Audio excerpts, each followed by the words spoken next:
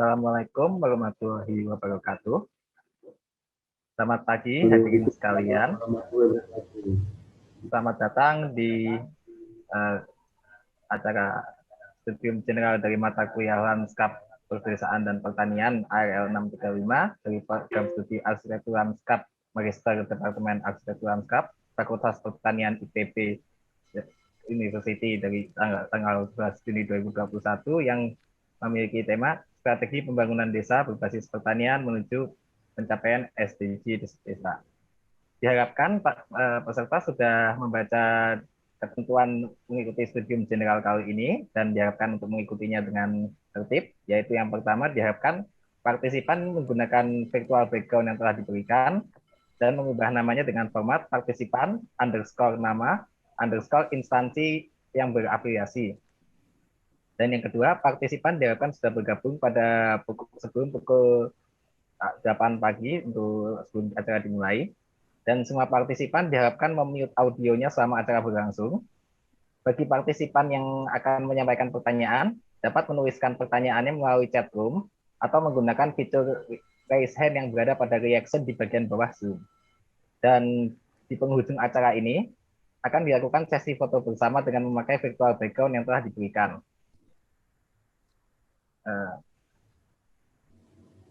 Pertama-tama marilah kita panjatkan syukur dan puji kehadirat Allah Subhanahu wa taala atas karunia-Nya kita semua bisa berkumpul pada pagi ini di studium general kali ini. Pada tahapan acara yang pertama akan diadakan sambutan dan pengantar studium general oleh Profesor Dr. Hadi Susilo Arifin. Kepada Bapak Profesor Dr. Hadi Susilo Arifin, kami persilahkan. Baik, bismillahirrahmanirrahim. Terima kasih Saudara Master Seremoni, Saudara Fahrizal atau kita panggil biasa dengan Mas Fai. Yang saya hormati Bapak Dr. Ivanovic Agusta, Kepala Pusat Data dan Informasi Kementerian Desa, Pembangunan Daerah Tertinggal dan Transmigrasi. Yang saya hormati dosen pengampu mata kuliah Landscape Perdesaan dan Pertanian, Dr. Nurhayati dan Dr. Kaswanto yang pada pagi hari ini juga akan bertindak sebagai moderator, Dr. Kaswanto dan pembahas Dr. Nurhayati. Yang saya hormati Bapak Ibu partisipan yang saya lihat ya dari hadir ada beberapa guru besar baik dari IPB maupun dari luar IPB, dosen-dosen, kemudian selain yang wajib menghadiri studium generale ini adalah mahasiswa magister dari Departemen Arsitektur Lanskap pada mata kuliah Landscape Perdesaan dan Pertanian. Kemudian juga peserta dari luar yang mengikuti mata kuliah ini baik dari IPB maupun dari luar IPB, apakah mahasiswa S3, mahasiswa S2 maupun mahasiswa S1. Saya lihat banyak beberapa mahasiswa S3 yang hadir di sini dan para alumni juga beserta koleha dosen dari berbagai perguruan tinggi. Alhamdulillahirabbil alamin pada cuaca pagi ini yang cukup cerah khususnya di Bogor pada hari Jumat 11 Juni 2021 kami dari mata kuliah Landscape Perdesaan dan Pertanian dapat mengundang, dan di tengah kesibukan Bapak Ivanovic, beliau bersedia hadir.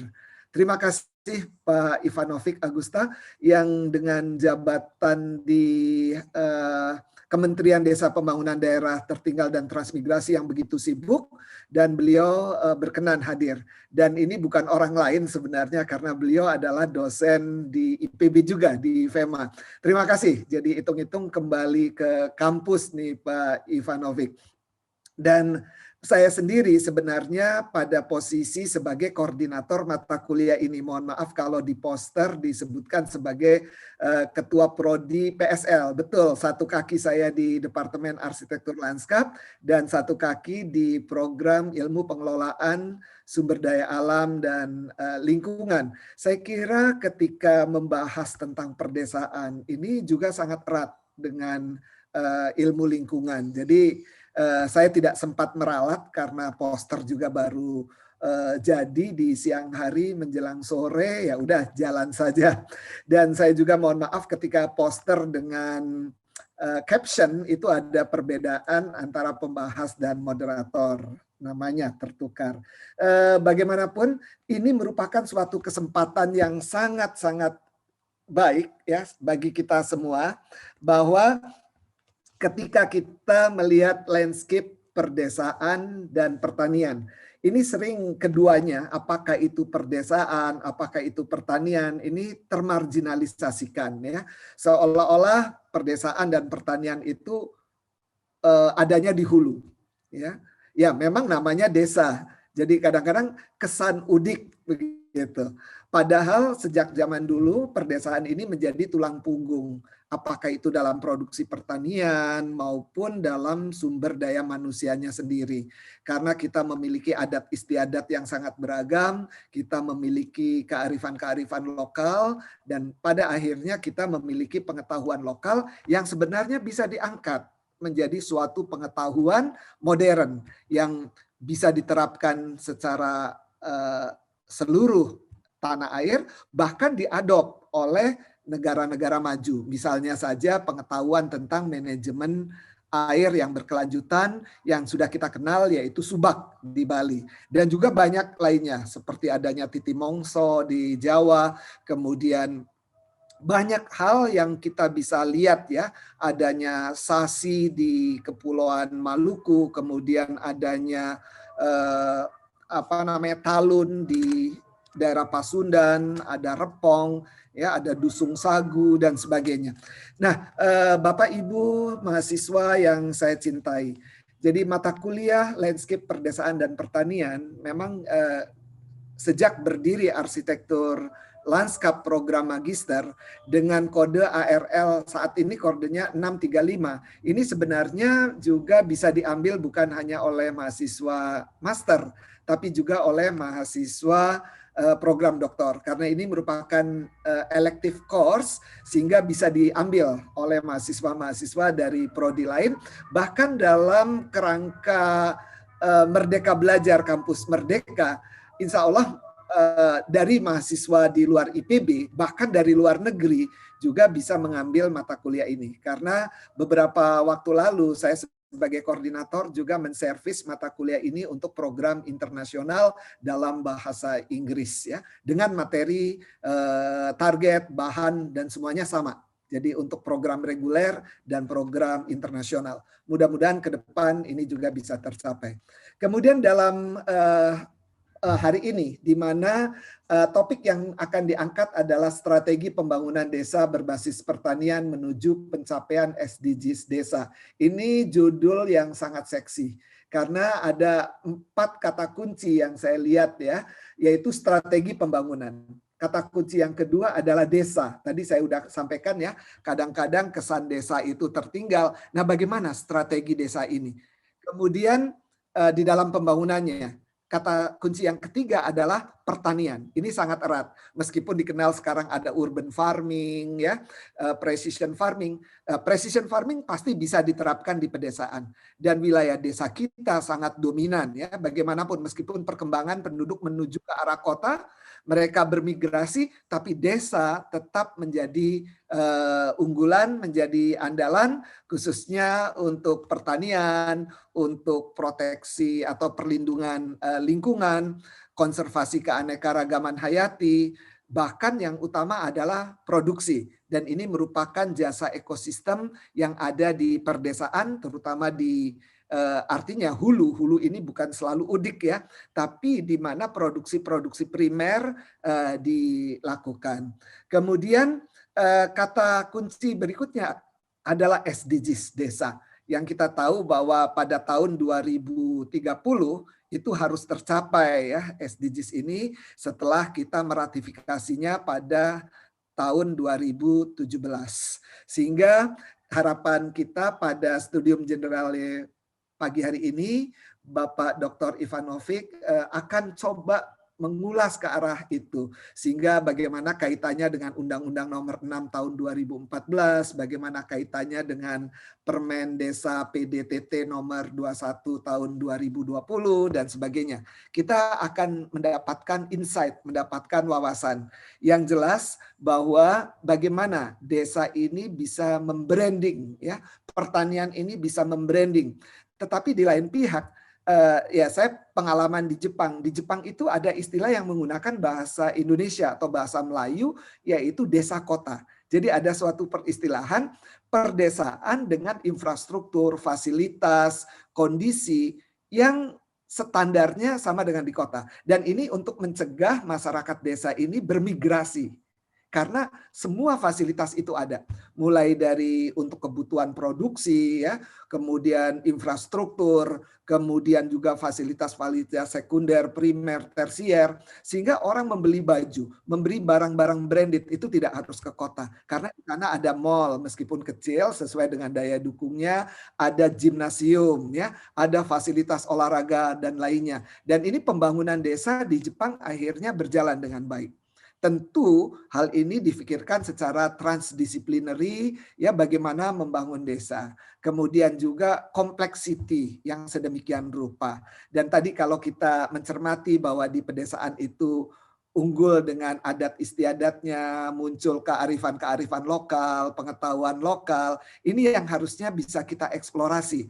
Sehingga kalau saya lihat pengalaman penelitian saya di Bali, desa adat, ya, itu sangat-sangat kuat dan bisa menyatu dengan desa pemerintah, gitu, ya. Di Sumatera Barat tentu ada istilah nagari. Nah, mudah-mudahan istilah dusun, banjar di Bali, dusun biasanya digunakan di Pulau Jawa, ya. Nagari di Sumatera Barat, dusung, sagu di Maluku, istilah-istilah ini tetap berakar kuat pada adat istiadat yang juga untuk membangun desa yang resilient, membangun desa yang sensitif, membangun desa yang lentur, membangun desa yang regeneratif. Jadi istilah desa sendiri yang seragam mudah-mudahan tidak menjadikan strategi pembangunan desa di seluruh Indonesia ini harus seragam, begitu, ya, tapi berbasis pada kearifan lokal, berbasis pada pengetahuan lokal. Ini yang saya bayangkan. Mari kita dengarkan nanti dari Pak Ivanovic, ya. Mudah-mudahan ini kita tetap mengadop kebinekaan ada, tapi tunggal ika juga boleh dalam peraturan, dalam kebijakan, tapi kebinekaannya tetap kita junjung di dalam pembangunan perdesaan. Demikian pengantar dari saya sebagai koordinator mata kuliah Landscape Perdesaan dan Pertanian. Mudah-mudahan kita sama-sama bisa mencermati, ya, studium general ini yang akan memberi insight kepada segenap partisipan yang hadir di layar ini. Sekali lagi terima kasih setinggi-tingginya kepada Bapak Dr. Ivanovic Agusta dan kepada segenap partisipan yang tidak bisa saya sebut satu persatu, ada kawan-kawan dekat yang di sini. Selamat mengikuti Studium Generale.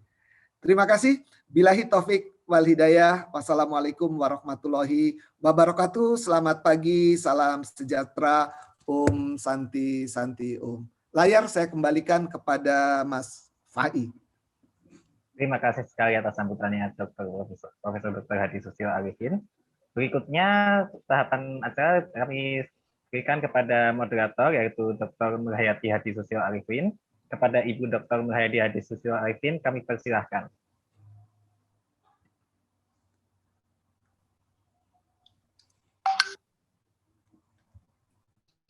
Baik, terima kasih Mas Fai, mahasiswa mata kuliah Lanskap Perdesaan dan Pertanian. Saya Nurhayati yang juga anggota tim pengajar mata kuliah Lanskap Pertanian dan Perdesaan ini. Yang saya hormati Bapak Dr. Ivanovic Agusta, Kepala Pusdatin Kemendes Pembangunan Daerah Tertinggal dan Transmigrasi. Yang saya hormati Pak Profesor Hadi Susilo Arifin selaku koordinator mata kuliah LPP ini, Bapak Ibu peserta Stadium Generale, kemudian juga para mahasiswa, seluruh hadirin, selamat pagi, Assalamualaikum warahmatullahi wabarakatuh. Semoga Bapak Ibu semuanya pada pagi ini, pagi Jumat yang cerah ini, semuanya sehat walafiat dan semangat untuk mengikuti Stadium Generale ini. Pagi ini kita bersyukur dan sangat berbahagia ya, semuanya antusias untuk mendengarkan narasumber kita, Bapak Dr. Ivanovic Agusta. Terima kasih Bapak atas kehadirannya dan kesediaannya untuk memberikan materi sharing terkait dengan topik pada pagi ini ya, untuk menyampaikan sharing dari sisi posisi Bapak sebagai Kepala Pusdatin Kemendes PDTT ya. Baik, sebelum mulai mungkin saya akan memperkenalkan Bapak Dr. Ivanovic ini, biodatanya. Jadi Dr. Ivanovic Agusta ini lahir di Kudus pada tanggal 16 Agustus tahun 1970. Pendidikan beliau S1, S2, dan S3 dari IPB, S1 sebagai sarjana pertanian, bidang penyuluhan dan komunikasi pertanian. Kemudian lulus S2 pada tahun 1993, Magister Sains dari bidang sosiologi perdesaan, dan pada tahun 2012 lulus S3 sebagai doktor bidang sosiologi perdesaan. Dilihat dari sisi karier atau pekerjaan, dari 1997 sampai 2017 sebagai dosen IPB di Fakultas Ekologi Manusia ya Pak ya, Departemen KPM ya, Komunikasi dan Pembangunan Masyarakat. Kemudian pada tahun 2017 sampai 2018 sebagai penasehat Menteri Desa, Pembangunan Daerah Tertinggal dan Transmigrasi. Kemudian sejak tahun 2018 sampai sekarang itu sebagai Kepala Pusdatin Pembangunan Desa, Daerah Tertinggal dan Transmigrasi. Dilihat dari perjalanan karier, banyak karya-karya yang telah dihasilkan, saya banyak ya, jadi saya akan menyebutkan mungkin antara lain penyusunan grand design ini, profil desa dan kelurahan, kemudian juga menyusun potensi ekonomi desa, rencana pemberdayaan desa tertinggal, kemudian menyusun indeks pembangunan perdesaan, kemudian juga mengembangkan konsep kemandirian desa, menyusun atau evaluasi kinerja pelaksanaan strategi penanggulangan kemiskinan daerah, dan juga menyusun grand design bidang bina pemerintahan desa, dan masih banyak lagi. Saya kira kita semuanya tadi sudah mendengarkan pengantar dari koordinator mata kuliah, Prof. Hadi Susilo Arifin, terkait dengan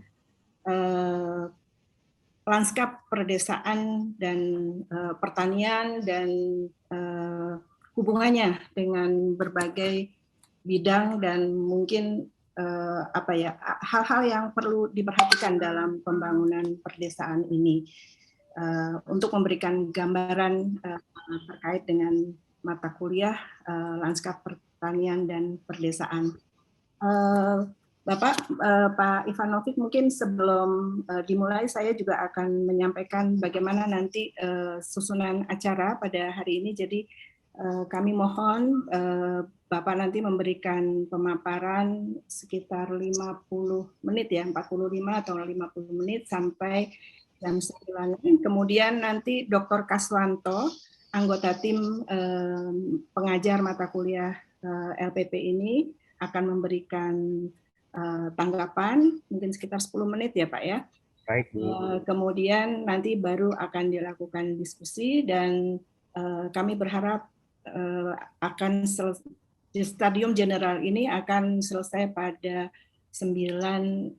jam 9.40 ya, karena ini hari Jumat juga, mungkin semuanya juga akan menyiapkan untuk sholat Jumat bagi bapak-bapak terutama. Demikian agenda Stadium Generale pada hari ini.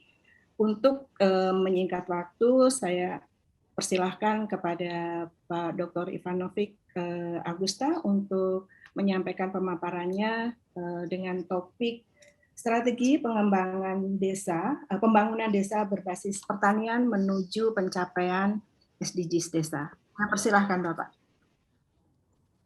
Terima kasih Bu Nurhayati, kemudian ke Pak Hadi Susilo.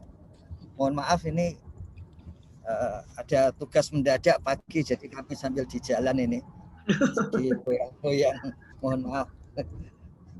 Terima kasih atas undangannya. Jadi kami akan sampaikan bagaimana SDGs desa itu bisa mendukung kegiatan untuk pembangunan pertanian di desa. Dan sebetulnya perlu kami sampaikan pada posisi saat ini, itu seluruh desa di Indonesia itu sedang melakukan istilahnya pendataan SDGs desa.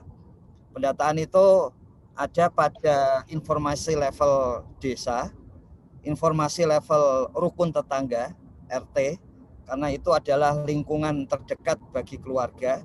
Kemudian informasi level keluarga, jadi by name, by address keluarga, juga informasi level warga desa, by name, by address warga desa. Ya. Jadi individu. Kami sampaikan secara sekilas di bagian awal dan kemudian akan kami tunjukkan beberapa yang sudah siap saat ini, yang harapannya bisa kita kerjakan bersama-sama supaya kemajuan desa bisa dicapai lebih cepat. Jadi latar belakang SDGs desa itu pada satu siang gitu, Pak Menteri, kalau di tempat kami dipanggil Gus Menteri karena beliau putranya Pak Kiai gitu. Saya juga di sana dipanggil Gus karena Agusta tapi ya. Jadi di tanggal 22 Oktober itu memang ada arahan Presiden untuk memastikan dana desa bisa dirasakan oleh warga desa, terutama golongan terbawah. Dan kemudian frase tersebut itu sangat mirip dengan frasenya SDGs, yaitu dirasakan seluruh warga desa, maka serupa dengan no one left behind. Karena itu kemudian terasa klop antara arahan Presiden dengan SDGs. Kemudian SDGs itu sendiri ada di dalam peraturan Presiden nomor 59 tahun 2017. Bapak mohon maaf, apa bisa di full screen Pak? Oh iya, siap. Terima kasih. Ya. Oh, ya. Izin kami siapkan dulu, Bu.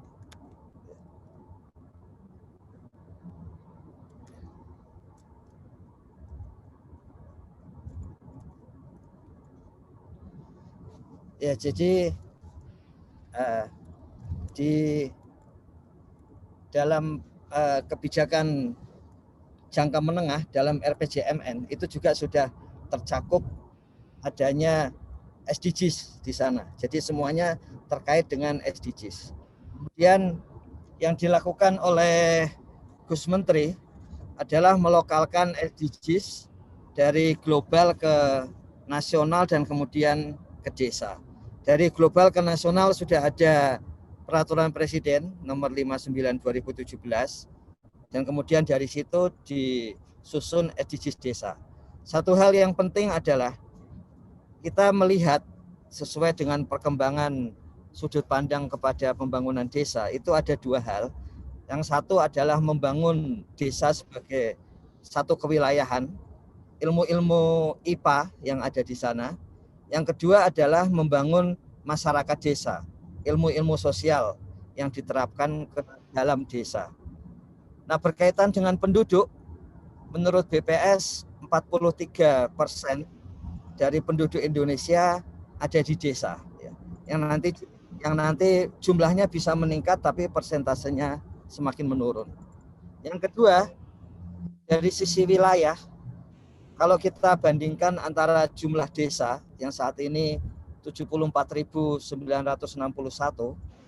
dengan jumlah kelurahan yang saat ini sekitar 8.000 lebih, maka 91% wilayah itu adalah desa. Artinya apa?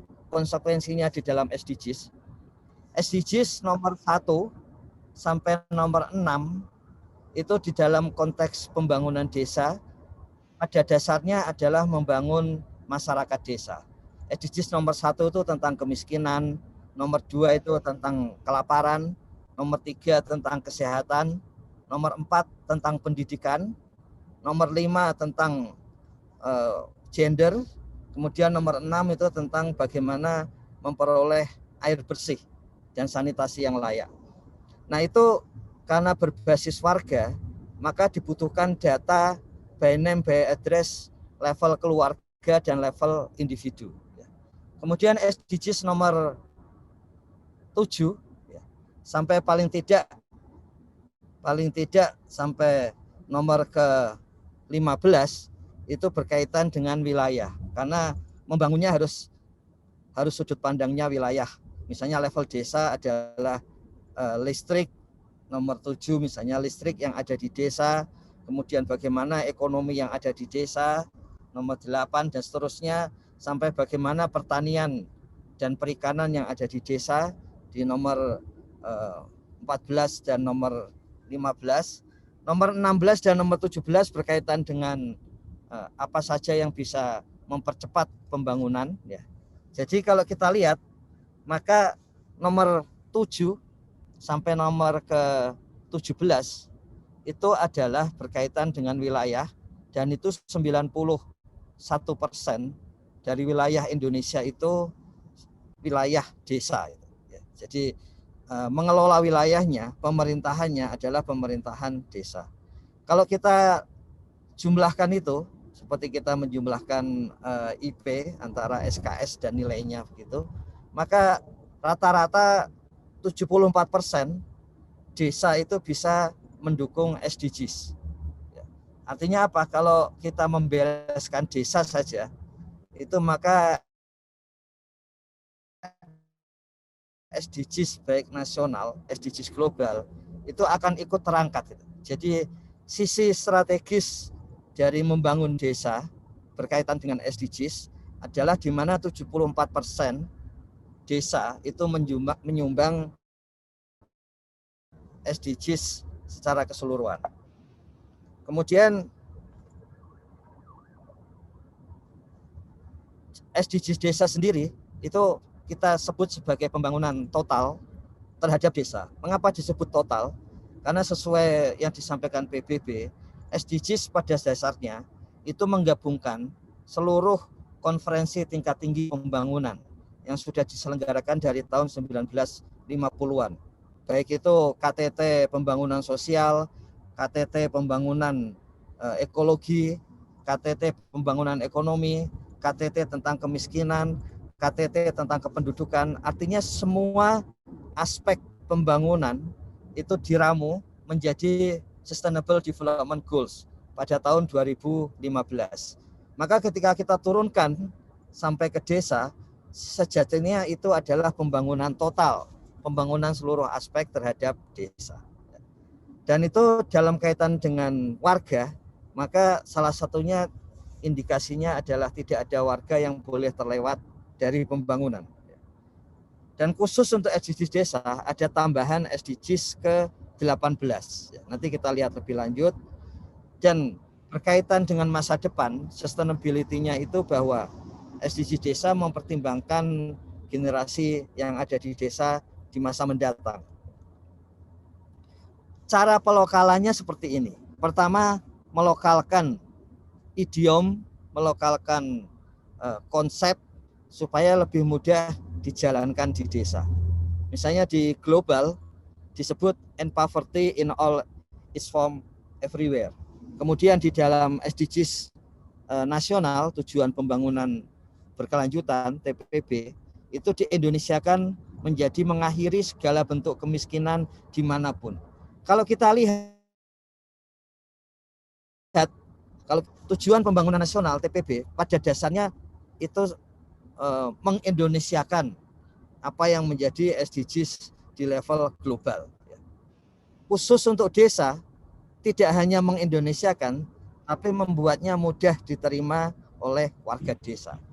Makanya bukan mengakhiri segala bentuk kemiskinan dimanapun, tapi langsung tegas, langsung jelas, desa tanpa kemiskinan. Desa tanpa kemiskinan. Kemudian soal kelaparan, maka disebut desa tanpa kelaparan, desa sehat sejahtera. Jadi semua itu dalam rangka melokalkan SDGs supaya bisa dijalankan sampai ke level desa. Itu strategi pertama. Strategi kedua juga melokalkan ikonnya. Jadi nomor 1 misalnya di global itu ikonnya demikian. Kemudian nasional itu pada dasarnya tidak mengubah ikon. Tapi untuk SDGs desa, ikonnya diubah supaya langsung bisa masuk ke dalam pemikiran warga desa. Semuanya ini karya dari Gus Menteri, beliau sendiri yang menyusunnya, yang membuat rangkaiannya, kemudian minta pendapat kita kritik dan kemudian diperbaiki lagi oleh beliau dan seterusnya. Kenapa tanpa kemiskinan bukan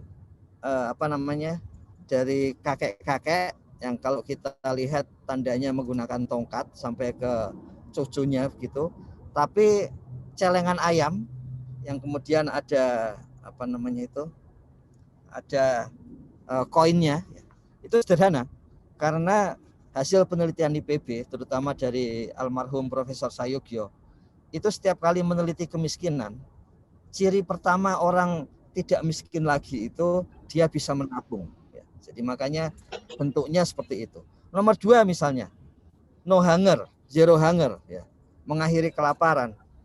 Kalau kita pakai yang sebelah kiri, itu cara mengakhiri kelaparan, kemudian image-nya adalah makan mie, mie yang digodok gitu. Tapi di desa lebih condong seperti yang paling kanan, bentuknya seperti itu. Jadi pelokalan ikon ini penting dari sisi ilmu sosial, karena itu lebih memudahkan konsep-konsep dan ide masuk ke desa, masuk ke warga desa. Nah, seperti inilah SDGs desa. Apa bedanya SDGs desa dengan melokalkan SDGs ke desa yang dulu pernah dilakukan sebelum tahun 2020? Jadi sebelum tahun 2020 banyak kajian untuk memasukkan SDGs ke dalam desa. Dan karena tidak melokalkan, maka ketika ada kata-kata kunci yang berbeda dari desa, maka kemudian tidak masuk dalam kajian ke desa. Kita coba lihat yang di bagian ini. Misalnya, untuk bagian 9, Industry, Innovation, and Infrastructure, itu tidak ada kata kunci desa di sana. Tidak ada kata kunci desa. sehingga di masa lalu itu tidak masuk bagian dari kajian terhadap desa. Kemudian nomor 11 itu kalau kita melihat SDGs global dan kemudian SDGs nasional, itu langsung disebut sebagai kawasan perkotaan.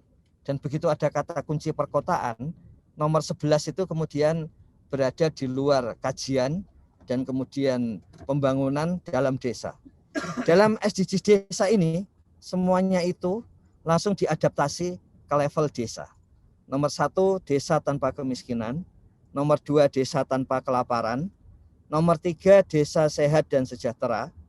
Nomor 4, pendidikan desa berkualitas. Nomor 5, keterlibatan perempuan desa. Nomor 6, desa layak air bersih dan sanitasi. Nomor 7, desa berenergi bersih dan terbarukan. 8, pertumbuhan ekonomi desa merata. Nomor 9, infrastruktur dan inovasi desa sesuai kebutuhan. Nomor 10, desa tanpa kesenjangan. Nomor 11, kawasan permukiman desa aman dan nyaman. Nomor 12, konsumsi dan produksi desa sadar lingkungan. Nomor 13, desa tanggap perubahan iklim. Nomor 14, desa peduli lingkungan laut. Nomor 15, desa peduli lingkungan darat. Nomor 16, desa damai berkeadilan. Nomor 17, kemitraan untuk pembangunan desa. Dan ada tambahan nomor 18, kelembagaan desa dinamis dan budaya desa adaptif. Nah, kenapa nomor 18 perlu disampaikan? Tadi sudah diwanti-wanti oleh Pak Hadi Susilo supaya budaya desa tidak sampai tergerus. Jadi dasar munculnya SDGs ke-18 itu memastikan bahwa ketika pembangunan yang di dalam ilmu sosial disebut sebagai perubahan sosial itu selalu menyakitkan. Karena itu ada satu hal yang terpaksa harus berbeda dari masa lampau. Tapi supaya tidak menyakitkan, maka harus ada dalam kerangka, dalam lingkungan budayanya, ya, dalam lingkungan desanya. Gitu. Maka muncullah yang ke-18, yaitu menghargai keragaman yang ada dan kemudian menggunakan kearifan lokal. Kearifan lokal pada dasarnya adalah pengetahuan yang dimiliki oleh lingkungan. Yang kalau di Indonesia misalnya antara lain itu bahwa kristalisasi pengetahuan masyarakat desa itu ada dalam berbagai pepatah, misalnya seperti itu. Jadi kearifan lokal itu digunakan supaya perubahan, pembangunan itu tetap dirasakan cocok dan tidak terlalu menyakitkan bagi warga desa. Gus Menteri sudah menyampaikan konsepnya di trilogi SDGs Desa nomor 1, dan kemudian yang mungkin penting kita lanjutkan adalah metodenya. Jadi ada 220 indikator SDGs Desa. Sebetulnya indikatornya sama dengan SDGs nasional, hanya khusus yang bisa diterapkan di level desa. Misalnya indikator adanya rel kereta api itu tidak masuk. Indikator adanya bandar udara tidak masuk, karena itu tidak cocok untuk desa. Tapi jalan misalnya, panjang jalan, jenis jalan dan sebagainya, itu masuk ke dalam data-data SDGs desa. Dan UNDP, Residen di Indonesia, menyampaikan bahwa SDGs desa ini satu lompatan. Lompatannya bukan sekedar lompatan konseptual, tapi lompatan karena digunakan real di desa. Jadi misalnya begini, bahwa kalau konsep kita tahu yang di atas, tapi bahwa itu kemudian dijalankan di desa sehingga punya arti bagi seluruh warga desa, itu yang disebut UNDP sebagai kelebihan di sini. Dan UNDP menyampaikan penting untuk di state bahwa SDGs desa itu adalah hak asasi manusia. Jadi hak untuk lepas dari kemiskinan, hak asasi untuk lepas dari kelaparan, sampai hak asasi untuk hidup dalam budayanya sendiri. Ini yang disebut UNDP sebagai SDGs ke-18 itu sebetulnya menguatkan hak asasi budaya di desa. Nah, kemudian yang kedua yang disampaikan oleh UNDP adalah bahwa SDGs desa itu memastikan SDGs itu terlaksana di desa. Ya. Perlu kita sampaikan bahwa nilai SDGs Indonesia di level global itu, meskipun nilainya naik, tapi rankingnya itu tidak pernah naik. Turun terus dari 2016. Ya. Mengapa seperti itu? Salah satunya adalah yang pertama, tidak ada data pendukung yang memadai. Ya. Yang kedua, implementasinya masih kurang. Lebih banyak, lebih kuat kebijakan daripada implementasi. Itu menurut laporan SDGs desa, laporan SDGs 2020.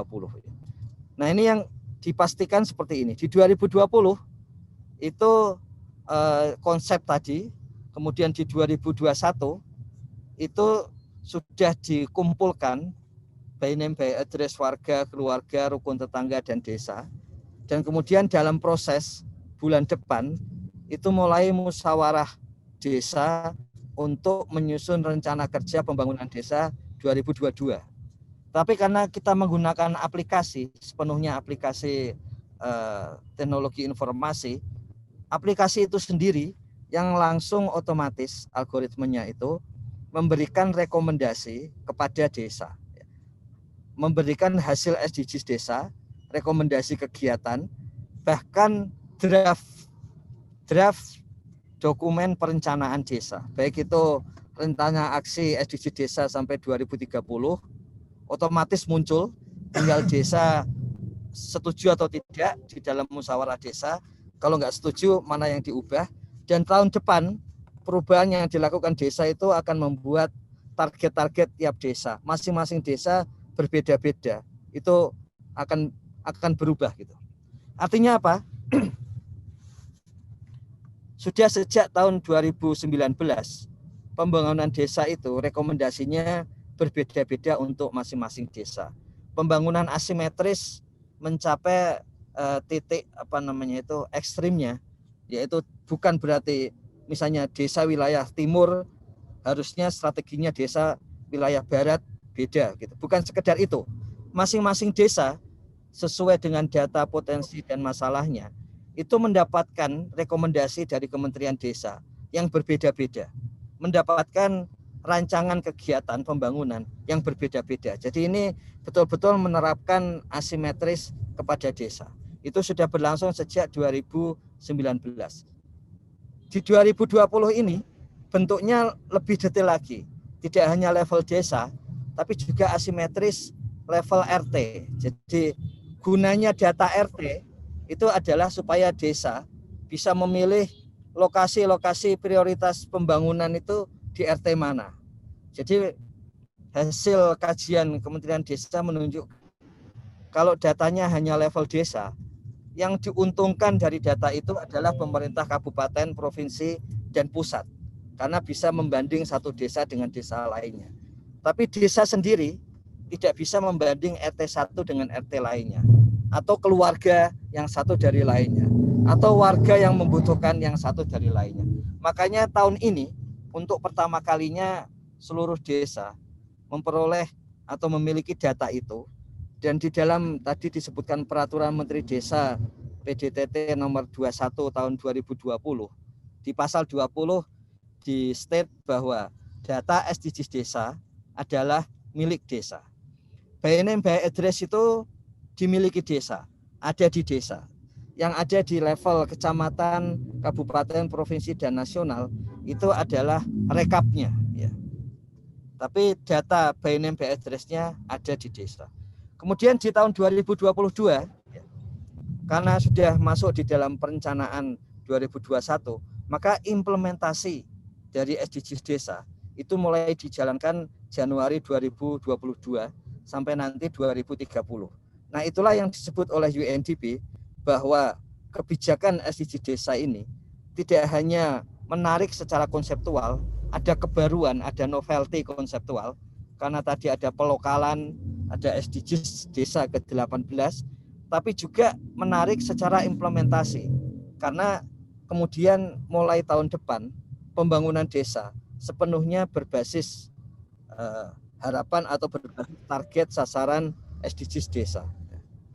Nah, kemudian yang menarik juga pada tahun ini adalah bahwa data SDGs desa sudah terkumpul dengan sangat banyak, dan dengan ritme pendataan saat ini, sebetulnya di bulan Juni ini sudah selesai pendataan seluruh warga desa di Indonesia. Menurut BPS, total warga desa di Indonesia yang 43% itu adalah 118 juta. Pendata yang mendata SDGs desa di masing-masing desa itu pada 2 hari yang lalu itu tercatat jumlah pendata, yaitu relawan pendataan desa yang isinya kepala desa, sekretaris desa, mahasiswa yang sedang ada di desa, pemuda yang ada di desa, pendamping sebagai mitra, bukan pendatanya, sebagai mitra saja. Itu totalnya, total pendata saja itu 1.074.000. Jadi ini adalah yang mendata di masing-masing desa di seluruh Indonesia. Jumlah desa di Indonesia 74.961. Data level desa yang terkumpul itu 39.000. Ini 52% dari desa di Indonesia. Data level rukun tetangga itu 411.000. Perlu kita ingat, ini adalah data baru. Belum pernah kita mengetahui jumlah RT di seluruh Indonesia. Belum pernah ya. Untuk pertama kalinya tahun ini kita akan memiliki data wilayah RT di seluruh Indonesia. Kemudian data keluarga yang terkumpul, menurut BPS keluarga di desa itu jumlahnya 31 juta. Pada 2 hari yang lalu, data rinci keluarga yang terkumpul itu 25,9 juta. Kita yakin karena pergerakan datanya itu menjelang 1 Juni itu 2,5 juta per hari untuk warga, kemudian 1 juta untuk keluarga. Kalau sekarang ini sedang turun, yaitu 1 juta warga dan 300.000 keluarga.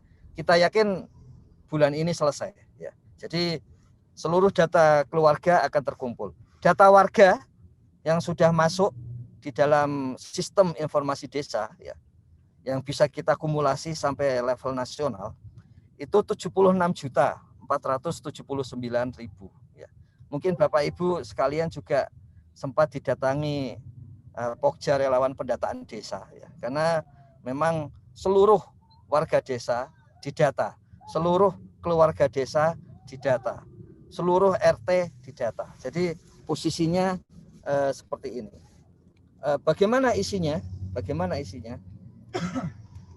Kami bisa sampaikan sekilas seperti apa kuesionernya, ya. Jadi moga-moga terlihat. Ini kuesionernya seperti ini. Mungkin yang berkaitan dengan arsitektur, misalnya ada pertanyaan di level lingkungan, bagaimana kondisi konservasi flora dan fauna yang ada di sana, ya. Apa saja yang ada, apakah terancam, dan ini diaktifasi setiap tahun, sehingga dengan demikian maka bisa diketahui apakah ada peningkatan atau pengurangan konservasi, ya. Kemudian hasilnya kita bisa lihat contoh hasilnya untuk supaya punya bayangan hasilnya. Itu misalnya seperti ini, ya. Ini adalah data level desa. Sekarang kita bisa mengetahui by name by address seluruh perangkat desa, baik itu kepala desa, kemudian aparat desa, kemudian BPD, ketua RT dan pengurusnya, ya. Misalnya contohnya di sini nama kepala desanya, jenis kelamin, NIK sudah pasti, nomor HP. Kenapa nomor HP penting? Karena Menteri Desa sudah terbiasa langsung berkomunikasi dengan kepala desa, menjabat berapa tahun di desa, misalnya seperti itu. Ada banyak data lainnya, ini yang kami tunjukkan. Kemudian kedua, contohnya data level RT, ya. Ini di RT mana, itu bisa kita ketahui berapa luas sawahnya, ya. luas kebun, huma, ladang, dan sebagainya tiap RT. Jadi tidak satu desa, tapi tiap RT. Supaya bisa dicek sendiri oleh warganya gitu. Dan Kementerian Desa selain dengan Badan Informasi Geospasial itu juga bekerja sama dengan Google Map Pro ya, supaya desa langsung bisa mengetahui luasannya. Desa bisa mendigitalisasi petanya dengan mudah. Itu akan mulai berjalan sekitar bulan Agustus atau September tahun ini, sehingga angka-angka ini menjadi lebih pasti lagi. Desa bisa membuat legenda untuk masing-masing peta desanya gitu.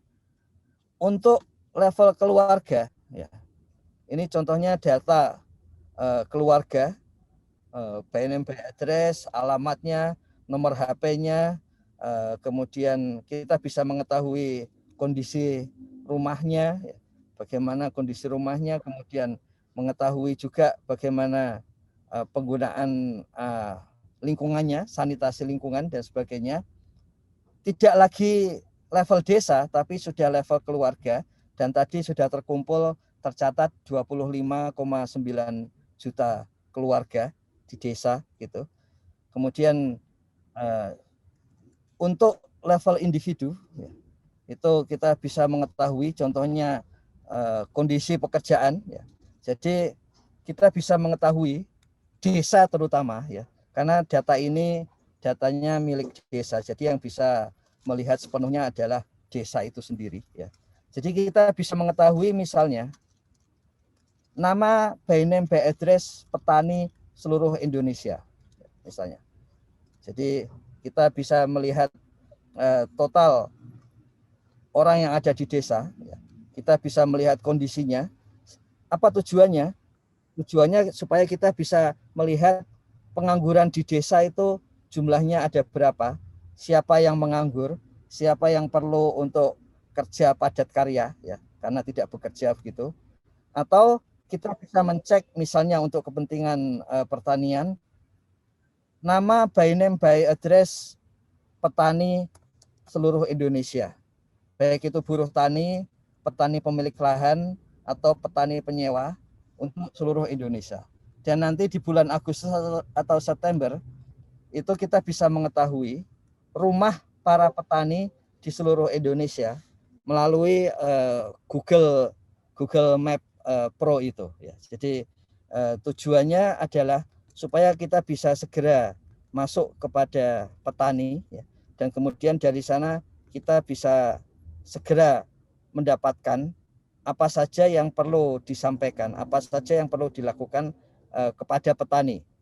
Dan demikian harapannya kesejahteraan petani sebagai bagian dari warga desa itu kesejahteraannya bisa ditingkatkan dengan lebih cepat lagi ya.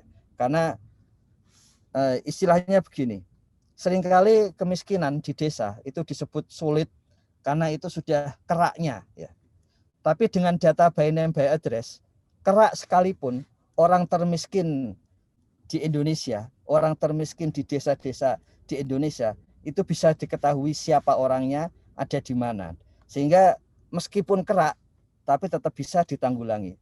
Kalau itu adalah buruh tani yang miskin, maka buruh tani yang paling miskin se-Indonesia pun tetap bisa ditemui siapa orangnya, ditemui di lapangan, dan kemudian bisa ditanggulangi kemiskinannya.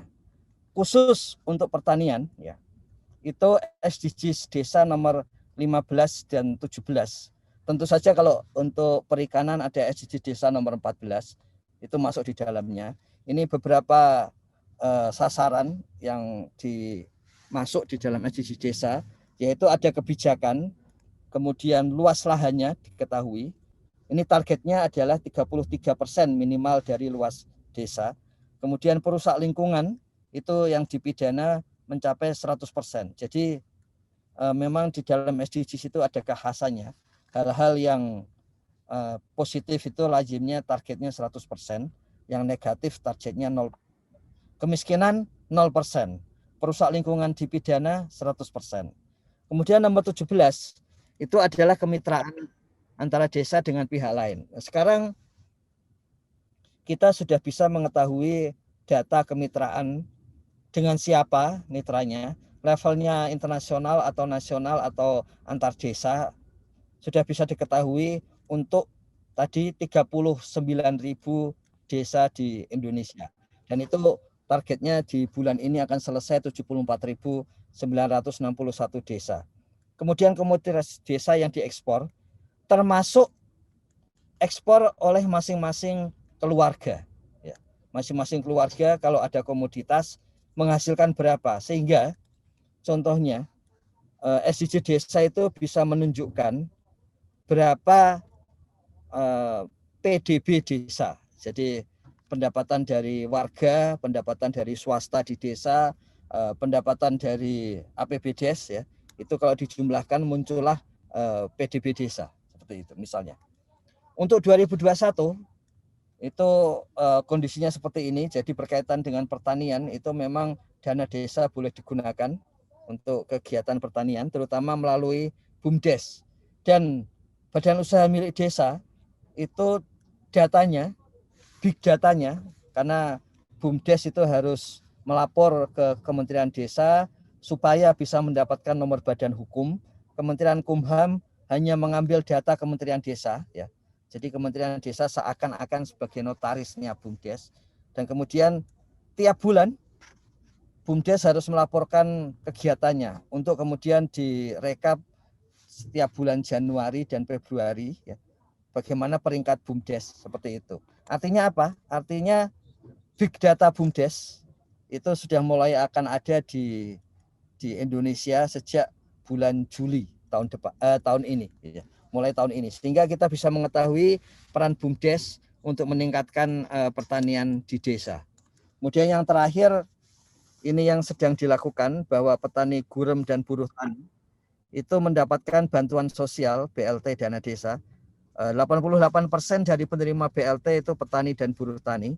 Padat karya tunai, padat karya sekarang tidak hanya infrastruktur, bahkan diarahkan padat karya itu adalah BUMDes, sehingga BUMDes bisa memberikan dana ya, dana utangan begitu atau dana investasi kepada petani, sehingga petani bisa tetap menanam di lahannya, bisa tetap untuk bekerja melalui padat karya yang disebut sebagai padat karya ekonomi produktif ya. Kemudian soal BUMDes dan digitalisasi di desa. Saat ini jumlah desa yang tidak mendapat internet sudah turun menjadi 3.000 desa. Jadi kita yakin 3.000 desa ini bisa selesai semua mendapatkan link internet, karena dana desa untuk internet itu relatif, kalau dari APBDes kalau kita lihat itu hanya sekitar 88 juta dari rata-rata 1 juta dana desa yang masuk di masing-masing desa.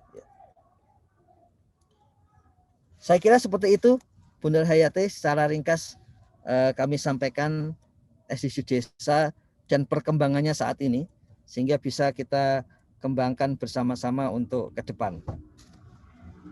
Ya, terima kasih banyak ini Pak Ivanovic atas informasinya ya, luar biasa sekali pencapaian pendataan ini ya, dan juga tadi strategi-strategi yang sedang dilaksanakan untuk pembangunan desa ini, terutama dalam mencapai SDGs desa.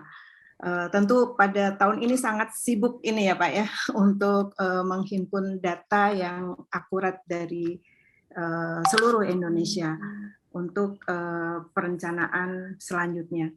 Baik, saya kira saya persilahkan kepada Dr. Kaswanto untuk memberikan tanggapan atau mungkin ada pertanyaan juga dari sisi tim pengajar Lanskap Pertanian dan Perdesaan. Saya persilahkan Pak Kas. Baik, terima kasih Ibu Nur Hayati selaku moderator atas kesempatan yang diberikan. Assalamualaikum warahmatullahi wabarakatuh. Om Swastiastu, salam sejahtera buat kita semua. Selamat pagi menjelang siang Bapak Ibu semuanya. Kepada yang terhormat Profesor Hadi Susilo Arifin selaku koordinator mata kuliah. Terima kasih Prof, sambutannya luar biasa. Kepada Ibu moderator sekali lagi terima kasih banyak, dan kepada yang luar biasa pemateri hari ini, luar biasa hari ini saya mendapatkan banyak sekali manfaat, pengetahuan dan informasi yang up to date. Bahkan informasi hari ini pun sudah langsung diberikan kepada kita semua. Data tanggal 9 Juni pun diekspos oleh Pak Agus, Pak Ivanovic, ya ini dipanggilnya Pak Agus atau Gus atau Pak Ivanovic ini ya. Jadi Pak Ivanovic telah membeberkan semua data dan kita sangat beruntung hari ini langsung dibuka semuanya dan bisa kita manfaatkan. Dan untuk mempersingkat waktu karena hanya 10 menit ya, saya akan share sedikit materi yang akan, bukan materi ya, pembahasan yang akan saya coba untuk bisa kita pikirkan bersama kepada Bapak Ibu di sini. Kebetulan di sini tidak hanya mahasiswa saja yang hadir, saya lihat juga ada kolega-kolega ya, dari perguruan tinggi lainnya, dari kementerian juga, dan dari bahkan di luar pulau, bahkan di bagian timur Indonesia pun hadir ya, tertarik dengan materi ini luar biasa. Semoga hari ini bermanfaat bagi kita semua.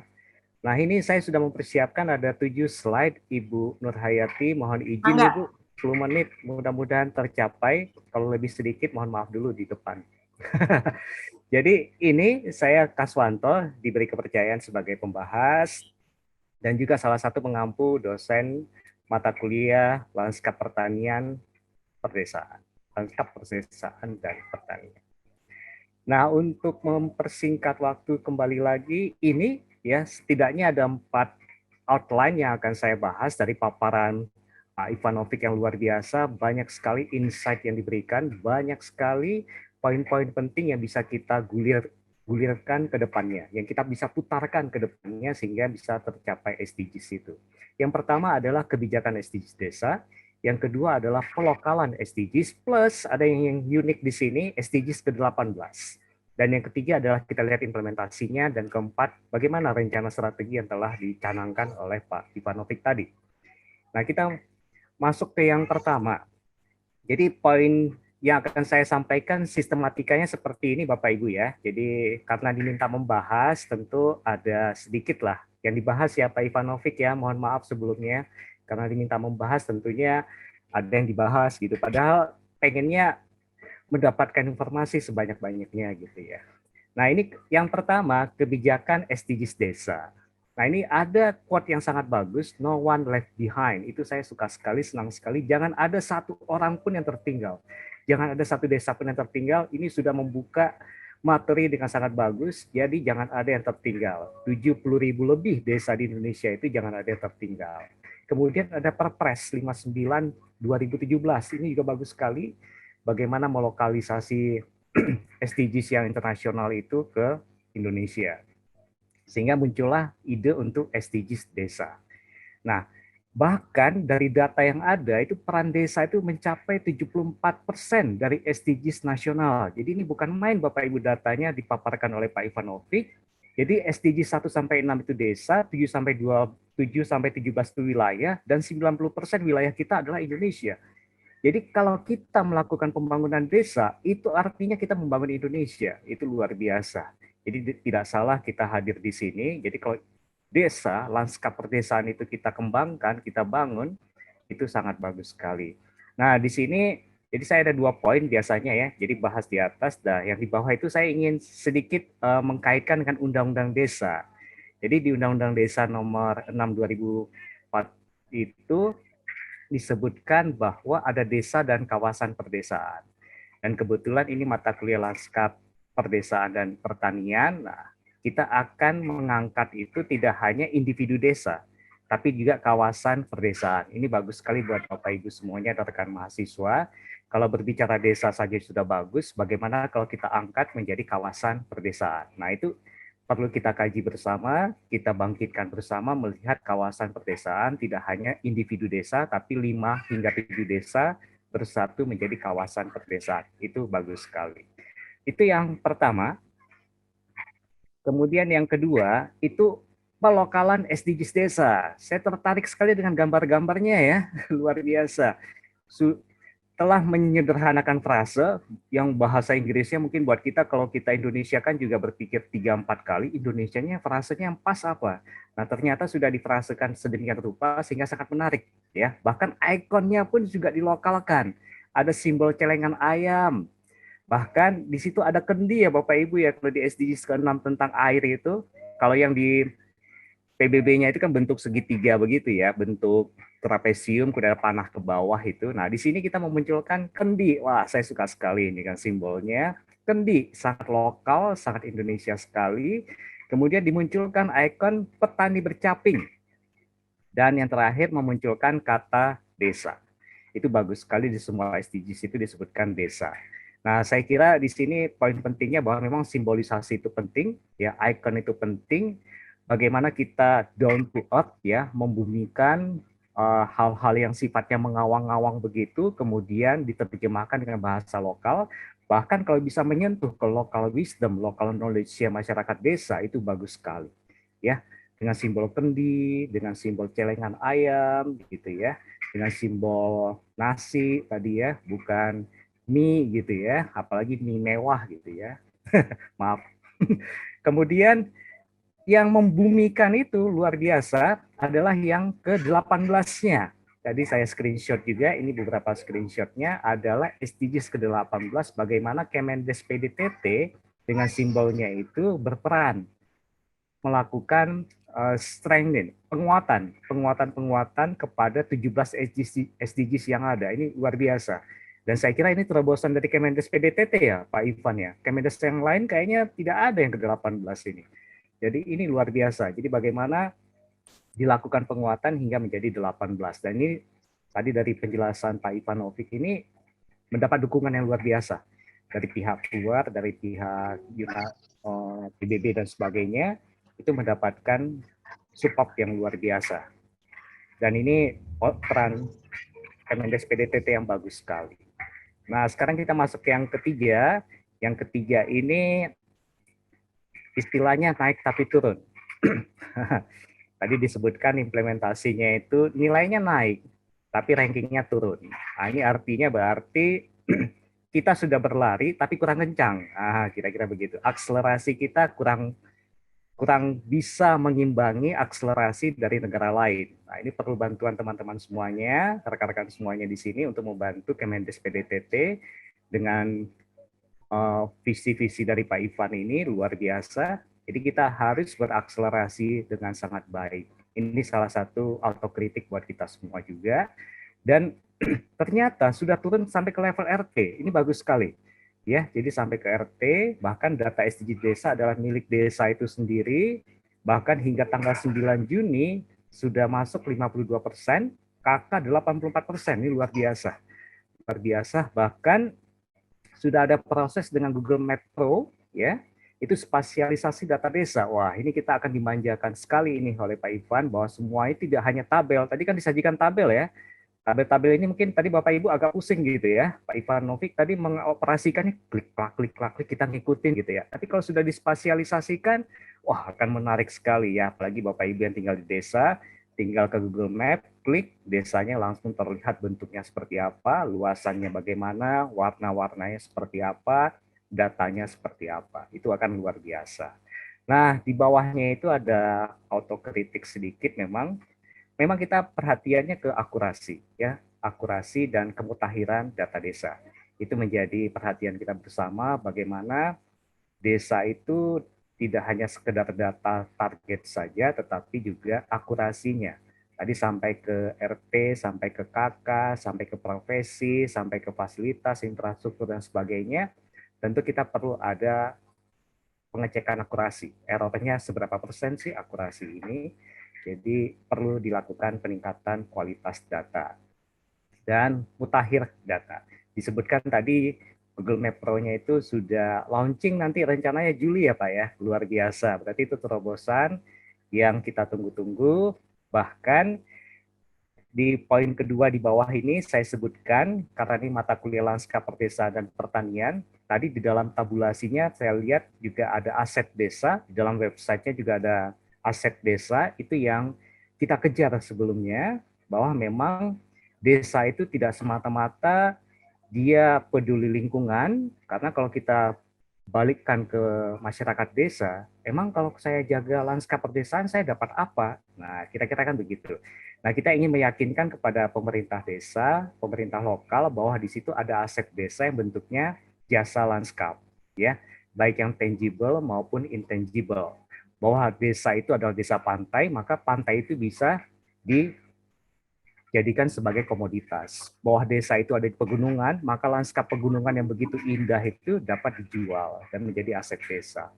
Ada lanskap perdesaan, ternyata ada terasering, ada pemandangan yang luar biasa, ada 1000 undakan dan sebagainya. Itu kalau dipertahankan bisa dijual sebagai agrowisata. Nah, ini aset desa yang luar biasa. Tidak hanya disajikan dalam bentuk produktivitas sawah di mana 5-7 ton per hektar, tetapi juga bagaimana sawah itu juga mendatangkan pendapatan dalam bentuk wisata. Daripada hanya menunggu panen 105 hari atau 120 hari padi itu, tapi sejak awal sawah itu juga sudah bisa dijual. Ketika pengunjung datang memandikan kerbau, ketika pengunjung datang ikut menanam, itu pendapatan yang luar biasa. Jadi petani sudah mendapatkan pendapatan sejak dari awal, bukan menunggu hingga panen. Nah, itu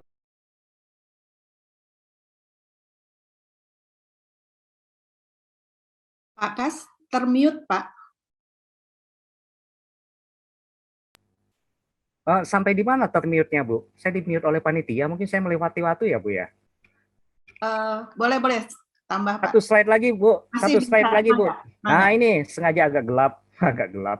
Sebagai ending, sebagai slide terakhir, memang pemetaan SDGs desa 17 itu per 18 itu sangat penting, dan ada big data nanti di Juli 2021.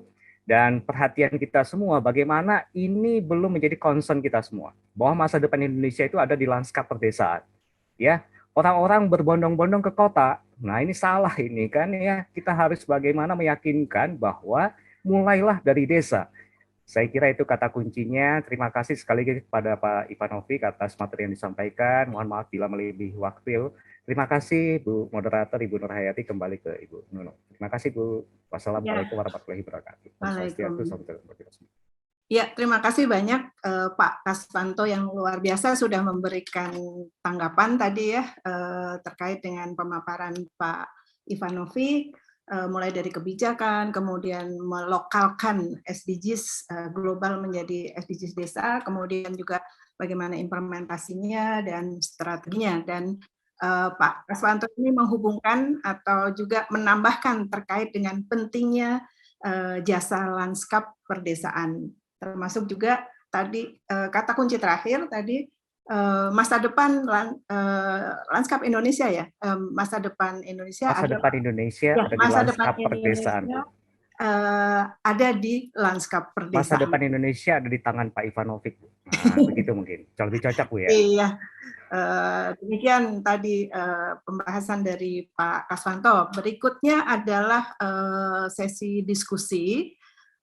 Di sini sebenarnya sudah banyak pertanyaan ya di chat dan sebagian besar sebenarnya sudah dijawab oleh Pak Ivanovic begitu. Tapi barangkali Pak Ivanovic dari jawaban-jawaban yang ada tadi terkait dengan keamanan data, dengan akurasi datanya juga, kemudian untuk analisis spasialnya tadi sudah disampaikan juga aksesnya ya, kemudian pemanfaatan data ini bukan tentu oleh masyarakat desa, tetapi bagaimana publik bisa memanfaatkan, perguruan tinggi juga bisa memanfaatkan. Kemudian tadi ada pertanyaan juga dari Pak Purwono ya, Pak Dr. Purwono ini juga menanyakan terkait dengan apakah desa sudah memiliki master plan, kemudian antisipasi terhadap kerentanan pangan, jadi ketahanan pangannya bagaimana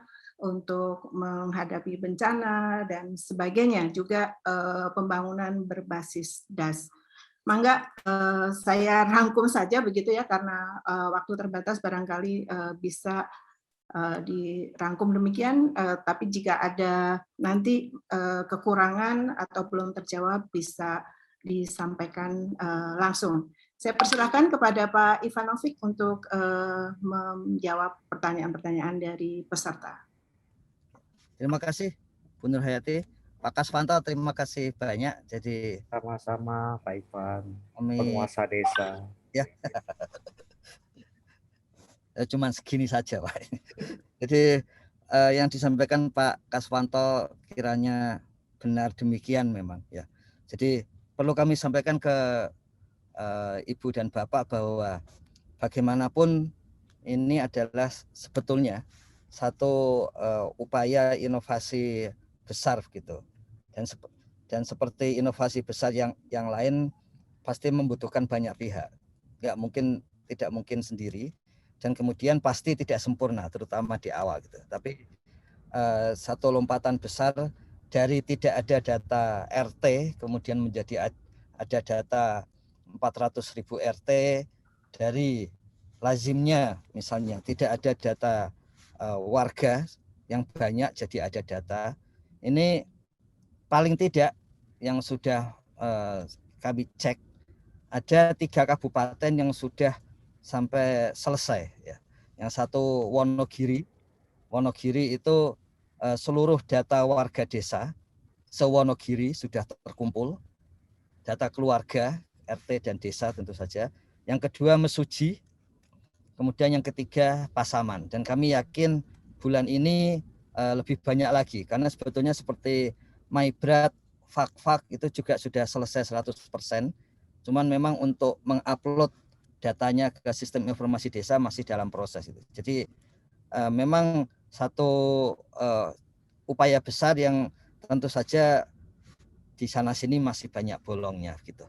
Yang kedua mungkin yang tadi disampaikan Pak Kasvanto bahwa kita memang yakin bahwa masa depan pembangunan itu ada di desa ya. Karena memang tadi sumbangannya itu 74% bagi jenis pembangunan yang mengikut sertakan seluruh aspek SDGs itu ya. Kalau kita lihat di sini datanya memang capaiannya naik, tapi rankingnya memang turun terus gitu ya. Jadi itu yang jadi concern dari Kementerian Desa, karena ada peluang untuk menyumbang 74%. Artinya itu adalah peluang desa untuk menyumbang 74% pembangunan gitu. Tadi untuk akses data Bu Nur Hayati, sesuai dengan peraturan Menteri Desa memang datanya milik desa, termasuk Kementerian Desa. Ketika kami akan menggunakan data tadi, kami ya karena sekarang sudah ada teleponnya, kami menelpon Bu Nurani, itu Sekdes Desa Cimenteng yang tadi datanya kita minta izin untuk disampaikan sebagai contoh gitu ya. Jadi akademisi sudah pasti memperoleh hak yang sangat besar untuk karena kalau tidak nanti penggunaannya bagaimana gitu. Kemudian soal keamanan data, jadi di Kementerian Desa itu ya meskipun tidak bisa disampaikan secara detail karena bisa mengundang hacker begitu, tapi perlu kami sampaikan ada servernya saat ini memang salah satu dari server yang kalau istilah di dalam kelompok server itu yang platinum yang baru ditanam di Kementerian Desa Desember 2020 gitu ya. Kemudian untuk masuk ke dalam itu firewall-nya untuk saat ini itu sebetulnya bisa masuk untuk pendataan itu 50.000 per detik gitu.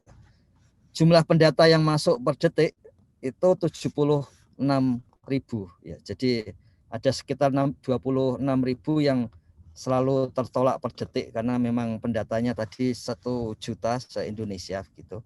Kemudian setelah di dalam yang bisa sessionnya itu 1 juta. Jadi satu orang bisa ada di dalam setelah masuk gitu sampai 1 juta orang. Kemarin itu 4 juta di dalam session. Jadi memang ada kesulitan untuk untuk masuk. Itulah sebabnya ada beberapa kurang cepat untuk beberapa hari terakhir gitu. Tapi itu kondisinya untuk server aman itu. Jadi proses keamanan yang dijalankan terutama adalah berkaitan dengan aplikasi, karena hampir semua kebocoran dimulai dari sana gitu. Nah, Kementerian Desa mulai 2021 ini seluruh aplikasi itu disusun oleh pegawai negeri sipil Kementerian Desa sendiri. Jadi tidak oleh vendor, tidak oleh konsultan, tapi oleh PNS sendiri, supaya ada keberlanjutan dan sebagainya tadi. Untuk datanya sendiri, aplikasi tetap jalan terus. Jadi desa, misalnya contohnya kemarin sudah mulai ada desa yang mengupdate, karena setelah musdes, setelah musyawarah desa, setelah ada penetapan jumlah warga, kemudian ternyata ada warga yang meninggal gitu. Jadi warga-warga yang meninggal kemudian diupdate lagi, jumlah data di desanya turun gitu. Soal akurasi, perlu kami sampaikan bahwa paradigma sensus yang digunakan di sini adalah participatory sensus. Dan participatory sensus itu mengasumsikan bahwa kekuatannya ada di validitas. Kekuatannya lebih pada validitas daripada reliabilitas. Meskipun kalau kuesioner desa itu hasil dari pengecekan kami, itu bisa dipahami pemerintah desa. Kemudian kuesioner RT itu nilai alfa Cronbachnya 0,66. Sementara kuesioner untuk individu dan keluarga itu nilai alfa Cronbachnya lebih tinggi. Mohon maaf ya, ada supaya nggak salah menyampaikan. Jadi kuesioner RT itu alfa Cronbachnya 0,866, kuesioner keluarga 0,955, kuesioner individu 0,731 alfa Cronbachnya ketika tahun lalu melakukan uji instrumen di lapangan itu. Itu nilai reliabilitasnya seperti itu. Kelebihannya sebetulnya di validitas, karena pendata itu dari RT setempat, jadi pendataannya itu bisa detail. Orang bersedia, misalnya tadi diberi contoh, bersedia berbagi nomor HP, bersedia berbagi ada golongan disabel ya dan sebagainya gitu. Jadi itu dan penelitian yang sifatnya partisipatoris itu memastikan bahwa kalau orang berbohong sementara itu sudah real, tetangganya tahu bohong, maka yang dicantumkan di dalam kuesioner itu adalah yang sebenarnya. Misalnya orangnya mengatakan ini anaknya sedang sekolah, padahal sebetulnya pendata karena sama-sama se-RT mengetahui anaknya putus sekolah, maka di dalam kuesioner itu dimasukkan putus sekolah. Seperti itu sih prosesnya di lapangan, seperti itu. Kemudian pada saat ini Gus Menteri menekankan bahwa tidak ada tujuan yang muluk-muluk dari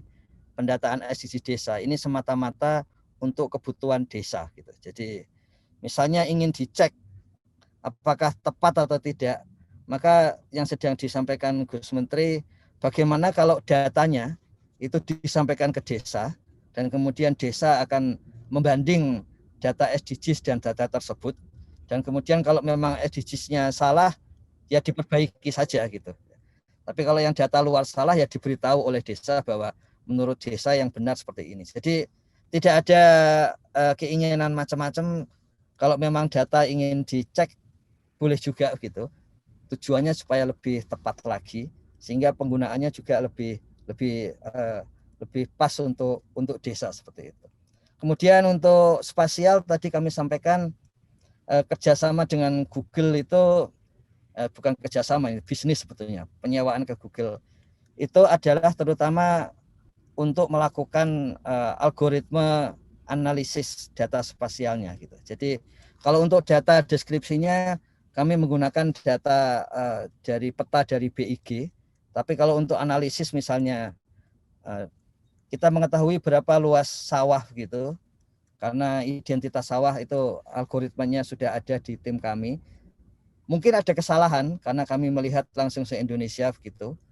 Jumlah total luas lahan sawah dari hasil Google Earth itu, tapi desa bisa membuat digitasi sendiri dengan aplikasi yang disusun di Kementerian Desa. Kira-kira bentuknya seperti itu. Belum semuanya diakses publik, tapi sesuai Peraturan Menteri Desa 21/2020, semuanya boleh diakses publik, termasuk olahan-olahan, kemudian petanya, analisisnya begitu. Karena tujuannya supaya pada waktu musyawarah desa itu tidak gontok-gontokan karena kuasa gitu, tapi saling adu data gitu. Jadi sebetulnya arahnya ke sana, bahwa di dalam mulai tahun ini musyawarah desa itu harus berbasis data SDGs desa gitu. Supaya saling dikritik kalau datanya salah sekaligus diperbaiki, tapi tidak ada yang menang-menangan karena misalnya menjadi kepala desa padahal kebutuhannya lebih di RT yang lain gitu. Jadi itu yang ditegaskan. Begitu Bu Nurhayati. Iya, terima kasih banyak atas penjelasan ya yang sangat komprehensif terkait dengan pertanyaan-pertanyaan yang diajukan oleh partisipan. Ini partisipannya tadi saya lihat sampai 97 orang ya, dari berbagai kalangan. Ini bukan hanya peserta mata kuliah ini, tapi juga mahasiswa dari program studi lain, kelas lain, kemudian juga tadi Pak Kaswanto sudah menjelaskan dari perguruan tinggi lain, dari lembaga-lembaga lain juga. Nah, ini barangkali ada Bapak dan Ibu yang ingin bertanya langsung. Nah, ini saya perkenalkan ada Pak Dr. Ahmad Arifin Hadi, ini Ketua Departemen Arsitektur Lanskap IPB. Pak Arifin, Pak Ahmad, silakan Pak Ahmad untuk barangkali ada pertanyaan supaya lebih jelas. Tadi komen-komennya sangat banyak ini Pak Ahmad, silakan. Ya, nanti ada juga Profesor Tarigan ya. Oh iya. Terima kasih banyak Bu Nunung, Prof. Hadi, Pak Kaswanto, dan Pak Ivanovic. Saya sangat impresif Pak dengan datanya, karena saya juga sangat perhatian terutama data yang diperoleh dari participatory mapping Pak. Saya jadi teringat dulu pernah diundang bersama Fakultas Ekonomi Manajemen IPB untuk menganalisis untuk kepentingan bisnis ya di Bangka Belitung Pak. Nah, di situ kami kan diskusi dan ternyata saya juga sangat impresif kalau Kabupaten Bangka Barat itu memiliki data di mana lokasi petani lada, Pak. Dan itu didapatkan oleh para penyuluh ketika mereka menyerahkan saprotan pada petani lada. Di situ mereka juga input data termasuk spasialnya, lokasi geolocation-nya. Nah, tapi sayangnya data tersebut tidak diapa-apakan, Pak. Jadi data titik petani lada ada, data produktivitas mereka ada, tapi hanya berhenti Pak sampai situ. Nah, maka dari itu saya sampaikan tadi di tanya jawab bahwa kalau misalnya hanya berupa sampai lokasi sawah atau luas sawah, bentuk sawah, titik sawah, produktivitas sawah itu masih dalam tataran kita inventarisasi ya. Kalau di landscape itu di perencanaan lanskap itu masih dalam tataran inventarisasi. Nah, perlu kita lakukan spatial analysis. Karena data dari yang saya ceritakan tadi, kalau melihat dari persebaran petani atau jumlah petani, maka pusatnya dari petani lada, pertanian lada, itu ada di Kecamatan A. Nah, tapi kalau misalnya kita masukkan input yang lain, karena dalam spatial analysis itu juga ada input, kita masukkan produktivitas pertaniannya, maka lokasi sebenarnya bukan ada di situ, tapi dia ada di Kecamatan B. Nah, itu yang saya maksud dengan spatial analysis. Kan? Jumlah kuantiti belum tentu menunjukkan bahwa itu pusat, tapi kita dengan spatial analysis, karena di situ ada spatial analysis, ada jarak, ya, kedekatan jarak, di samping nilai input yang lain. Nah, itu yang kita analisis. Itu salah satu contohnya, dan saya sangat impresif dengan data ini, Pak. Tinggal validatornya memang benar, kata Bapak, bukan hal yang penting. Dan yang paling penting siapa validatornya, jangan sampai validatornya juga tidak netral. Itu semoga sukses untuk Pak Ivanovic dan tim. Mantap, Pak, terima kasih. Terima kasih juga kepada Prof. Hadi, Bu Nunung, Pak Kaswanto yang mengadakan acara ini. Terima kasih, luar biasa. Ya, terima kasih banyak Pak Ahmad Arifin Hadi, Ketua Departemen Arsitektur Lanskap, atas tanggapannya dan juga tadi banyak saran-sarannya. Selanjutnya di sini ada Profesor Surya Tarigan, barangkali bisa menyampaikan tanggapan, Pak. Pak Profesor Tarigan ini juga banyak penelitian atau keahliannya di bidang lanskap perdesaan. Pak Surya Tarigan masih ada?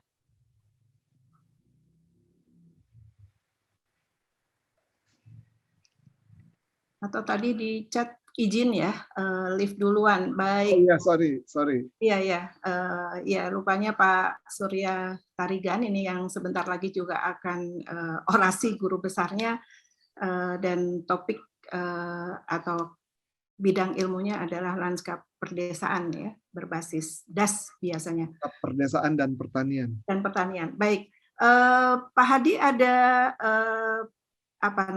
yang perlu disampaikan untuk terkait dengan pemaparan Pak Ivanovic tadi? Ya, baik. Terima kasih Bu Nurhayati. Saya kira saya beri acungan 2 jempol ya kepada Pak Ivanovic yang sekali lagi di tengah-tengah kesibukannya bisa hadir di sini memberikan insight ya. Tadi kita tahu bagaimana Pak Ivan goyang-goyang di atas kendaraan, saya kira. Salut, saya benar-benar mengucapkan terima kasih banyak. Dan dari wawasan ini, terutama tadi terkait dengan Permen Desa PDTT nomor 21 di tahun lalu ya, 2020, bagaimana SDGs desa dengan indeks desa membangun, kemudian juga BNBA ya, semua by name dan by address. Saya kira ini merupakan sesuatu yang hebat sekali. Jadi kita harus tahu bahwa data itu sangat penting ya, dan era kita di saat ini adalah bagaimana memanfaatkan satu basis data yang merupakan juga big data yang juga bisa akan digunakan oleh siapapun. Tetapi sekali lagi bahwa hal ini juga mencerminkan ya bahwa desa itu begitu penting. Hampir kita menyadari saat ini betapa landscape perdesaan dengan segala sumber daya alamnya, bagaimana kita membekali sumber daya manusia bisa mengelolanya secara bijak ya, bukan hanya SDM di perdesaan tapi SDM di seluruh Indonesia, sehingga bisa memberdayakan landscape perdesaan ini sebagai tanda petik dengan landscape pertaniannya, tetapi sungguh kita juga bisa membuat suatu tematik ya pembangunan perdesaan.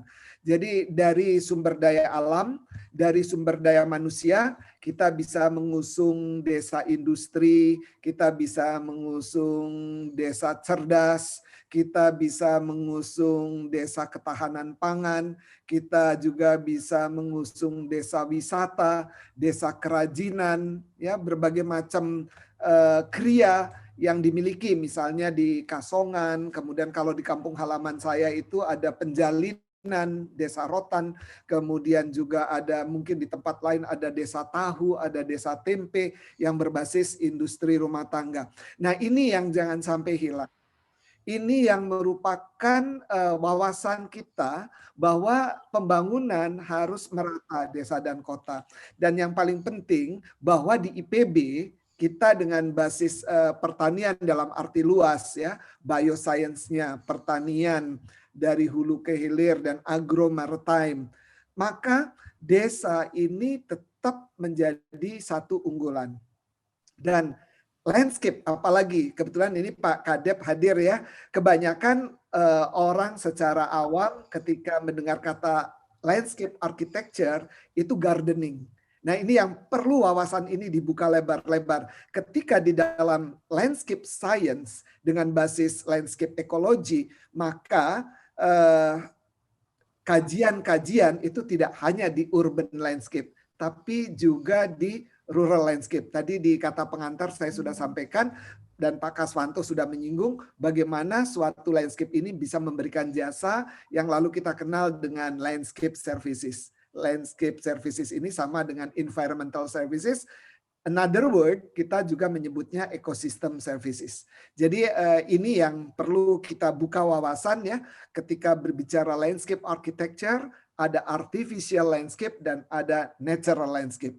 Mostly natural landscape ini berada di kawasan perdesaan dengan aktivitas utamanya adalah pertanian. Saya kira demikian Bu Nunung, dan penghargaan setinggi-tingginya, apresiasi setinggi-tingginya saya sampaikan kepada Pak Dr. Ivanovic dan juga kepada moderator sendiri Ibu Nur Hayati dan juga kepada penanggap Pak Dr. Kaswanto, Pak Kadep yang hadir di sini di tengah-tengah kesibukannya, dan semua partisipan yang saya cintai. Demikian. Billahi taufik wal hidayah. Wassalamualaikum warahmatullahi wabarakatuh. Waalaikumsalam warahmatullahi wabarakatuh. Iya, ini seperti penutup ya, tapi saya ini melihat masih ada peserta, ada Bu Profesor Damayati Bukhori masih ada di Zoom ini. Barangkali ada yang perlu disampaikan, Ibu. Bu Profesor Damayanti ini Kepala Pusat CTSS ya, Pak Hadi ya. Betul. Monggo silakan. Ya. Mbak Dami kalau berkenan. Apakah masih ada di sini? Ada mestinya ya. Mbak Damayanti Bukhori, saya hormati kalau boleh memberikan satu respon. Beliau Kepala Pusat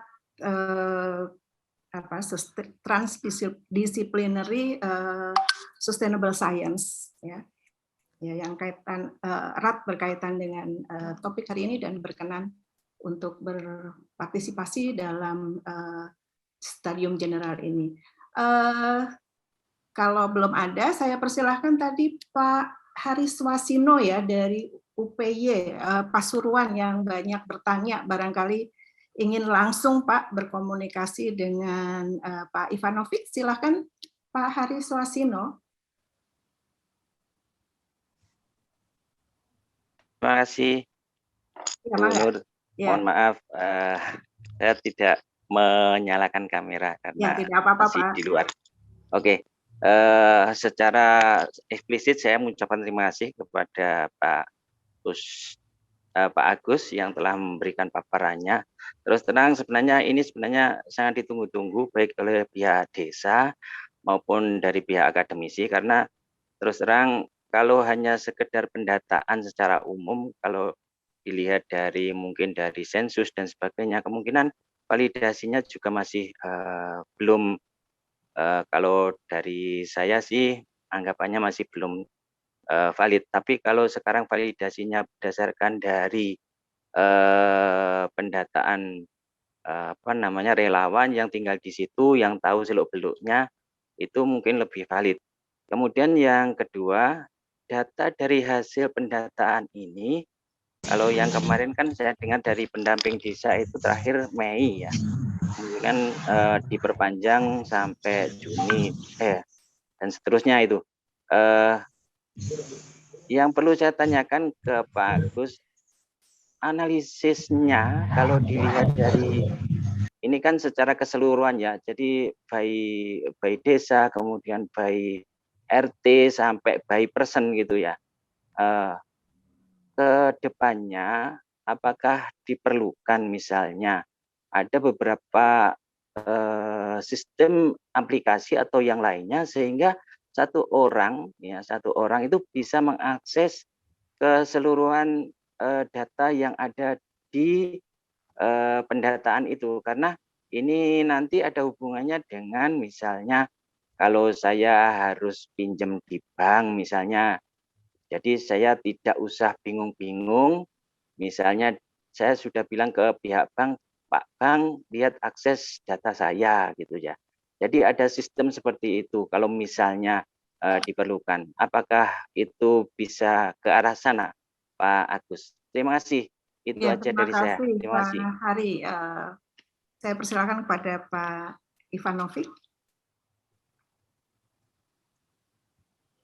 Ya, terima kasih Bu. Jadi yang tadi disampaikan seperti kami sampaikan di awal, memang ini baru tahap pendataan. Jadi setelah ini kemudian ada pengolahan dan analisis, tapi semuanya dilakukan oleh teknologi informasi. Jadi desa sebetulnya tinggal mengambil saja, tinggal mengambil datanya. Kalau level desa itu bisa by name by address, kalau level kecamatan sampai pusat pada rekap, kecuali ada izin dari desanya gitu. Jadi data itu sendiri diolah oleh algoritma mesin. Misalnya sebelum ini ya, yang tadi kami sampaikan dari tahun 2019 itu tiap desa bisa mengetahui masalah dan potensinya, meskipun ini masih umum.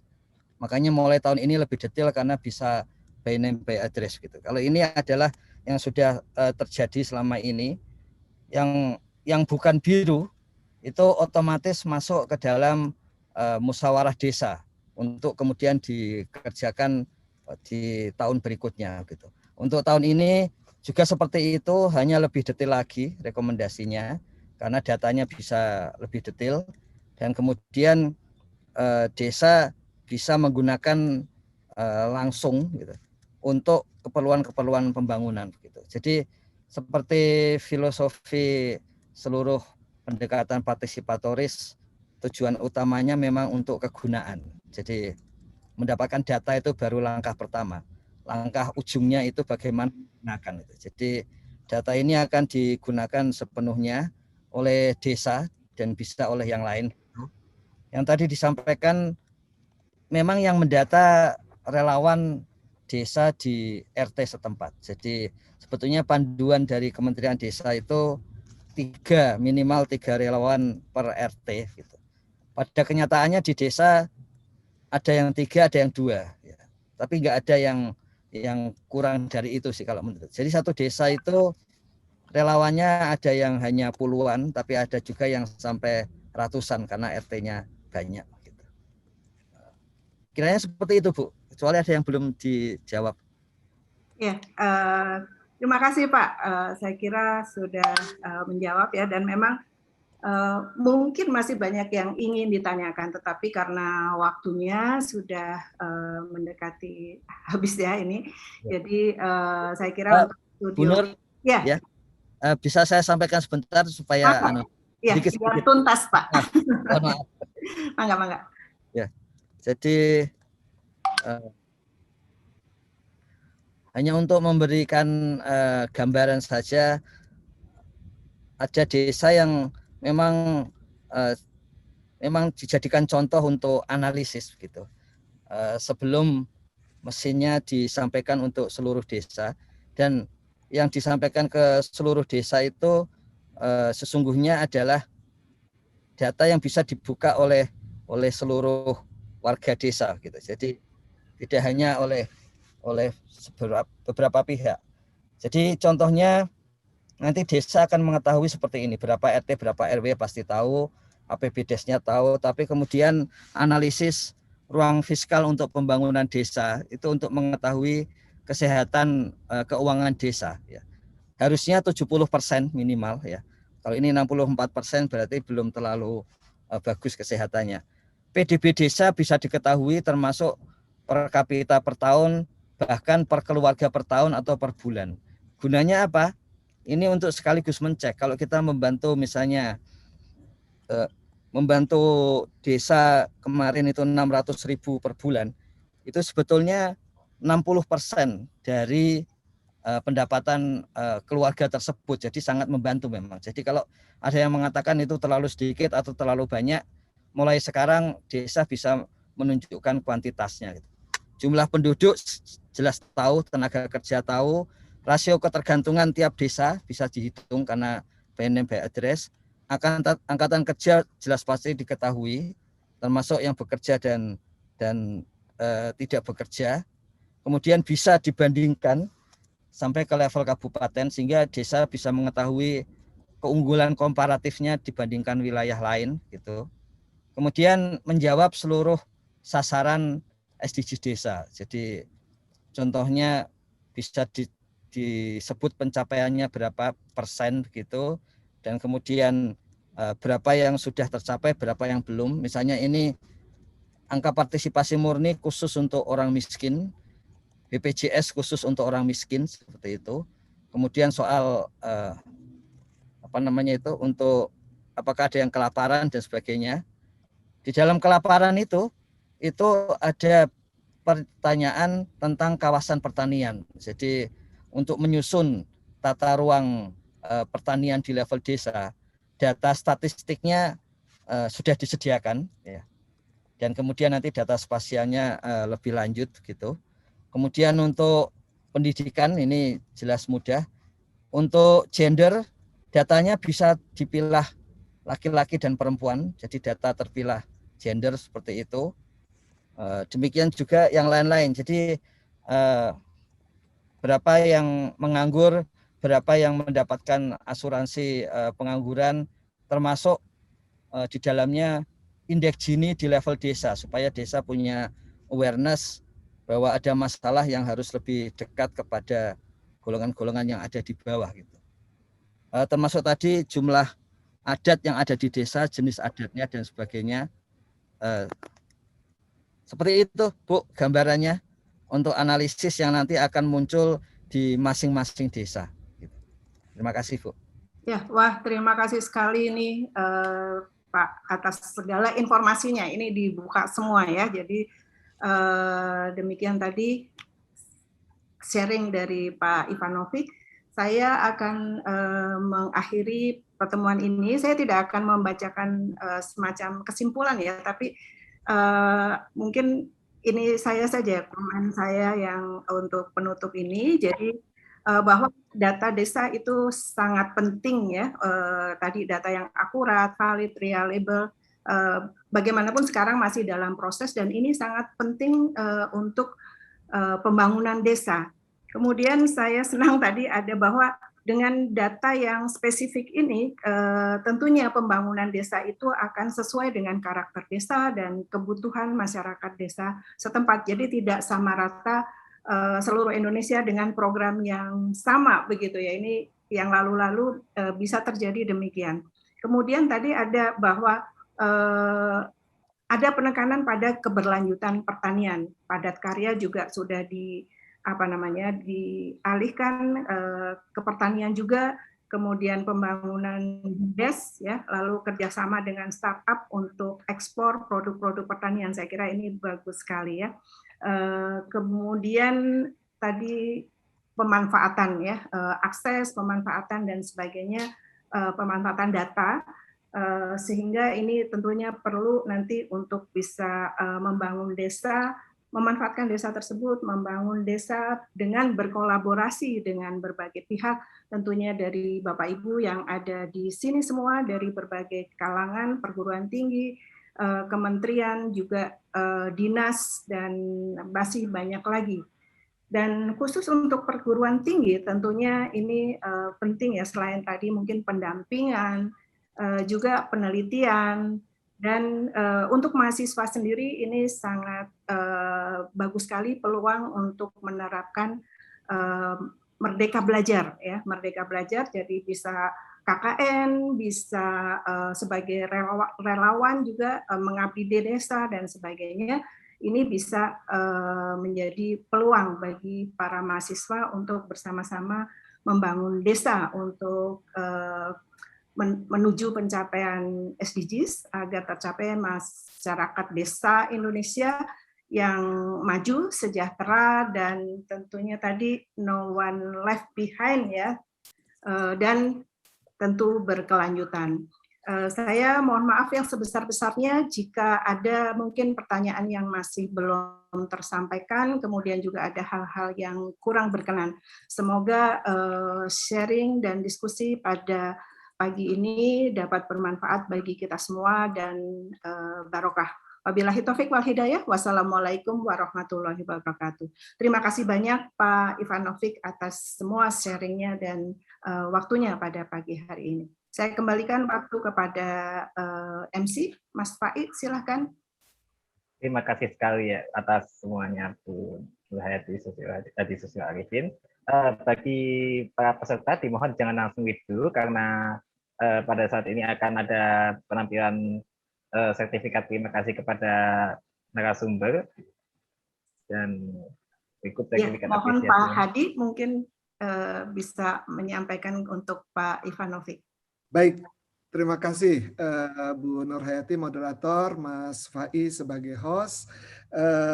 Dengan ingin menyampaikan ya ucapan terima kasih setinggi-tingginya dan barangkali apresiasi dengan ucapan terima kasih ini saja yang bisa kami berikan, tapi percayalah kami menyampaikannya dengan tulus dan tanda kasih sayang kami yaitu menyampaikan sertifikat apresiasi yang kami berikan kepada yang terhormat Dr. Ivanovic Agusta sebagai dosen tamu pada Stadium General Mata Kuliah Lanskap Perdesaan dan Pertanian ARL 635 dengan topik Strategi Pembangunan Desa Berbasis Pertanian menuju pencapaian SDGs Desa. Boleh di pin out, boleh di spotlight Bapak Ivanovic-nya kepada panitia. Kami ingin memberikan supaya di layar. Nah, baik. Terima kasih sekali lagi. Jadi Pak Ivanovic, sekali lagi hanya sertifikat yang bisa kami sampaikan kepada Bapak. Tapi mudah-mudahan ini merupakan tanda kasih sayang kami, merupakan tanda terima kasih kami dan tidak bosan suatu saat apabila kami ingin mengundang Bapak kembali. Kami serahkan sertifikat apresiasi ini kepada Bapak. Terima kasih Pak Ivanovic. Terima kasih Pak Hadi, terima kasih Bapak Ibu sekalian atas kesempatan untuk menyampaikan prasaran pada pagi hari ini. Terima kasih. Terima kasih, terima kasih. Saya kembalikan layar kepada Mas Fai. Baik, terima kasih sekali Hadi Sosial Arifin. Baik, demikian Studium General kali ini di hari Jumat yang berbahagia ini. Mohon maaf jika ada kekurangan dan kesalahan dari kami panitia dan segala yang terlibat dalam pelaksanaan acara ini. Terima kasih sekali bagi hadirin sekalian yang sudah meluangkan waktu dan repot-repot untuk mengganti virtual background dan mendengarkan pemaparan dari semua pakar-pakar yang telah ada di Studium General kali ini. Billahi taufik wal hidayah. Wassalamualaikum warahmatullahi wabarakatuh.